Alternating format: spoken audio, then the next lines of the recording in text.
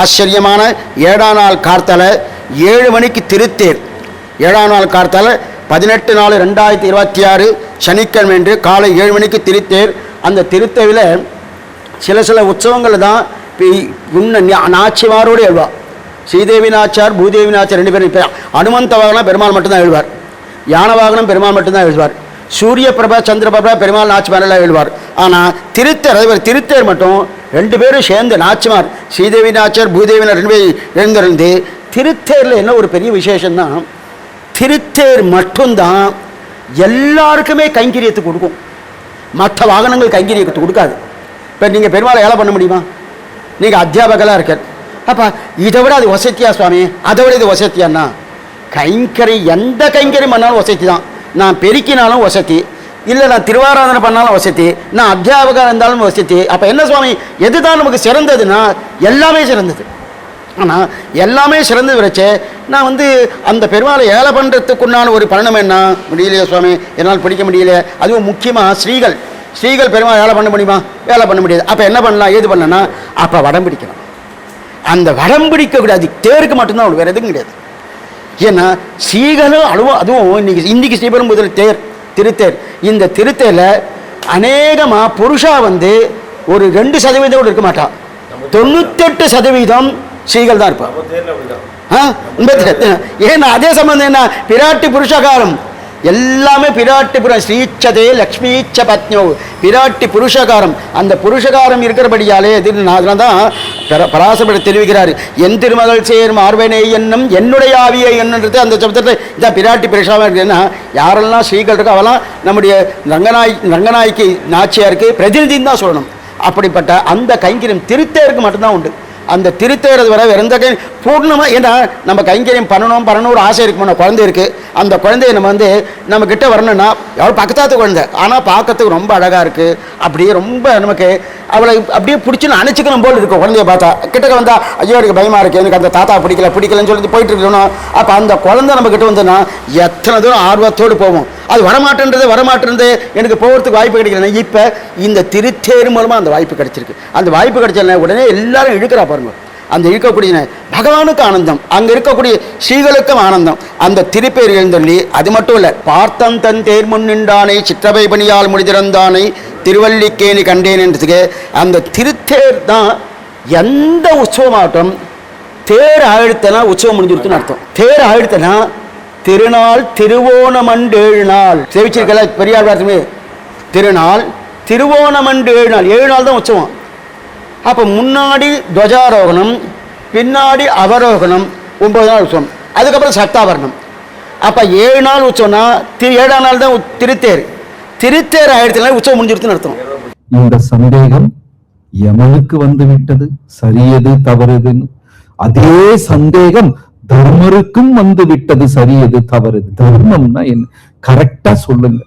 கரெக்டா சொல்லிட்டீங்கன்னா எங்களுக்கு அது பின்பற்றுவது கடைபிடிப்பதற்கு ரொம்ப எளிதா இருக்கும். ஆனா கிருஷ்ணர் பேசுறது பூராமே புதிரும் இதுமாவே இருக்கும். கரெக்டா நேரடியா சொல்லாம நாரத முனிவர் சொல்றாரு, கிருஷ்ணரோட முகத்தை பார்க்காதீங்க, அதுவும் அவர் சிரிக்கிற நேரத்துல பார்க்காதீங்க. அவர் சிரிக்கிற நேரத்துல நீங்க பாத்தீங்கன்னா என்ன மாதிரி காவி வேஷம் போட்டு போக வேண்டியதுதான். யார் சொல்றா? நாரதர் முனிவர் சொல்றார். மந்தஹாச முனிதானாம் புஜம் நந்தகோபத்தனயம் பராத்பரம் நாரதாதி முனிவிருந்த வந்திதம். எப்படி சிரிப்பாரா? நம்மள மாதிரி பேன்னு சிரிக்க மாட்டாரா? இந்த இதழ்களுடைய அந்த ஒரு எண்ட்ல சிரிக்கிறாரா இல்லையா ஒரு சந்தேகமாவே இருக்கும்.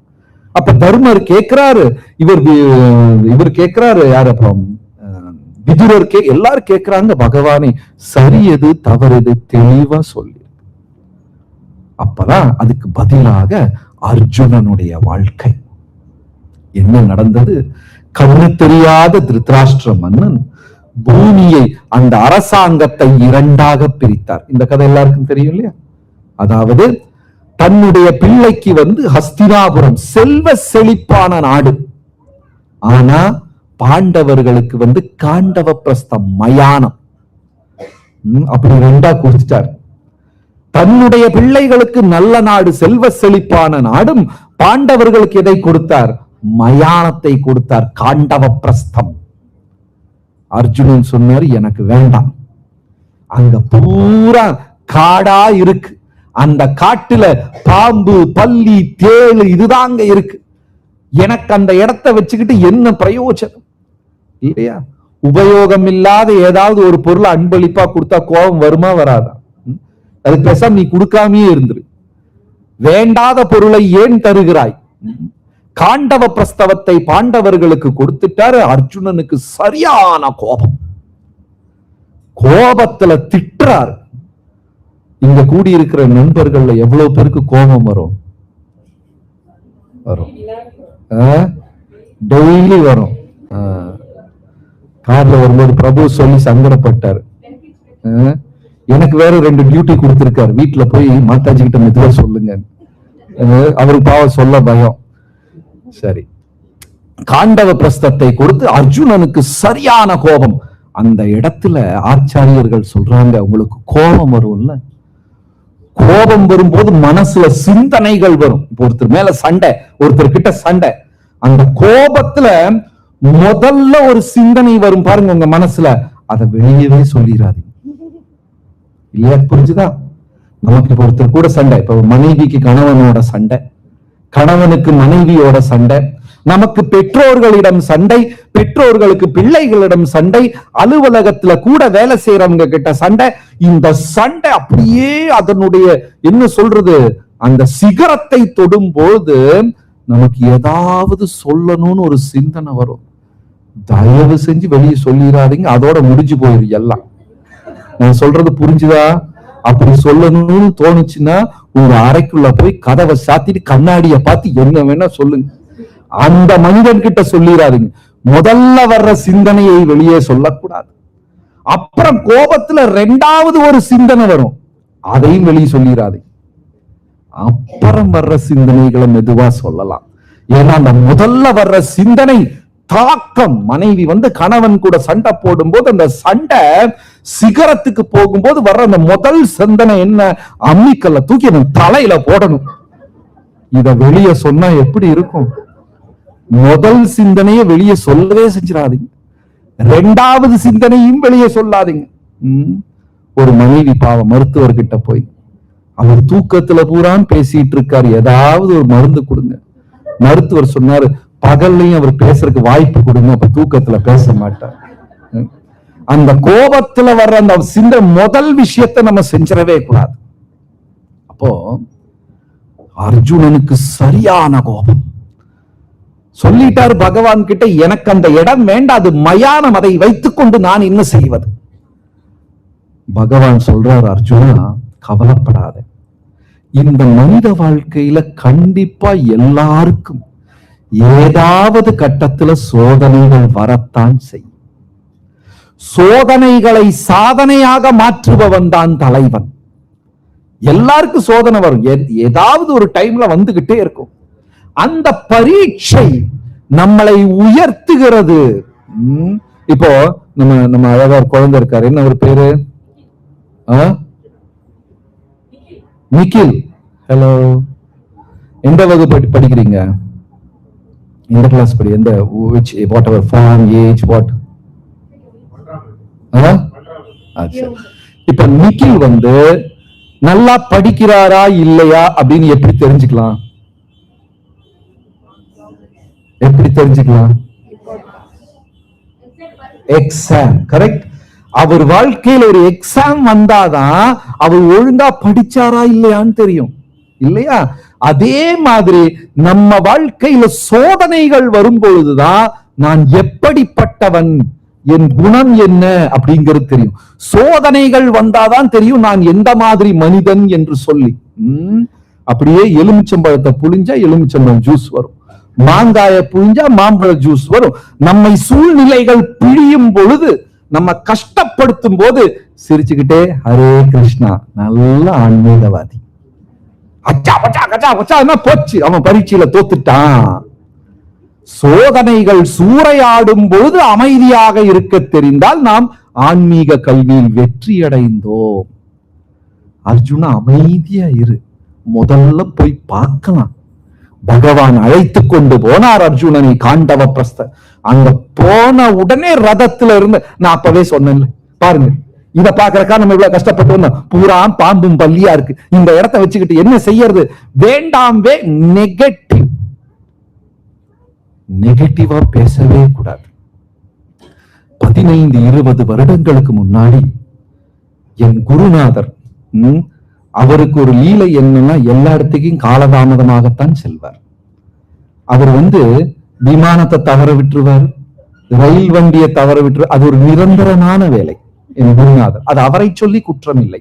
அவர் அப்படியே இறங்கும் போதுதான் 100 பேர் ஒரு கதையா சொல்லிட்டு இருப்பாங்க.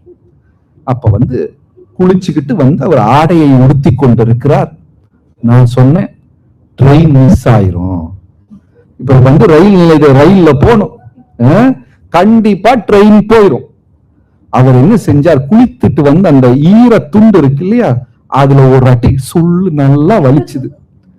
நீ ஒரு பக்தன், நீ சொன்னா பக்தர்கள் சொன்னா இயற்கை அதற்கு ஒத்துழைக்கும், ட்ரெயின் மிஸ் ஆயிரும். இப்ப நான் சொன்னனாலதான் ட்ரெயின் மிஸ் ஆகுதா? எனக்கு தெரியல என்னதான் சொல்றது. அப்ப குருநாதர் அவரே பதில் சொன்னாரு, ட்ரெயின் மிஸ் ஆயிரும் சொல்லாத, கரெக்டா போனா ட்ரெயினை பிடிச்சிடலாம்னு சொல்லு. அதாவது நம் வார்த்தைகள் ரொம்ப கவனமாக இருக்க வேண்டும்.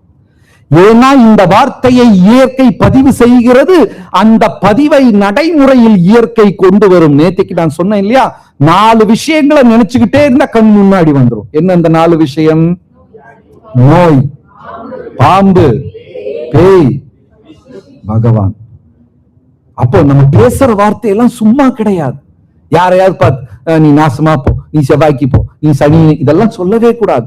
அதை சொல்ல சொல்ல என் வாழ்க்கையிலும் தீங்குகள் அதிகமாகும், அதை கேட்பவன் வாழ்க்கையிலும் தீங்குகள் அதிகமாகும். அதனால தான் பகவானுக்கு ஆராதனை செய்யும் போது என்ன செய்யறாங்க? சங்கெடுத்து ஊதுவாங்க. பார்த்திருக்கீங்களா? பூஜை நடக்கும் போது என்ன செய்யறாங்க? அப்படி ஊதுனாங்கன்னா அந்த சங்கின் சத்தத்துல தேவர்கள் பயணம் செய்து வருகிறார்கள். அமங்கலமான சத்தம் எதுவுமே அங்க கேட்காது.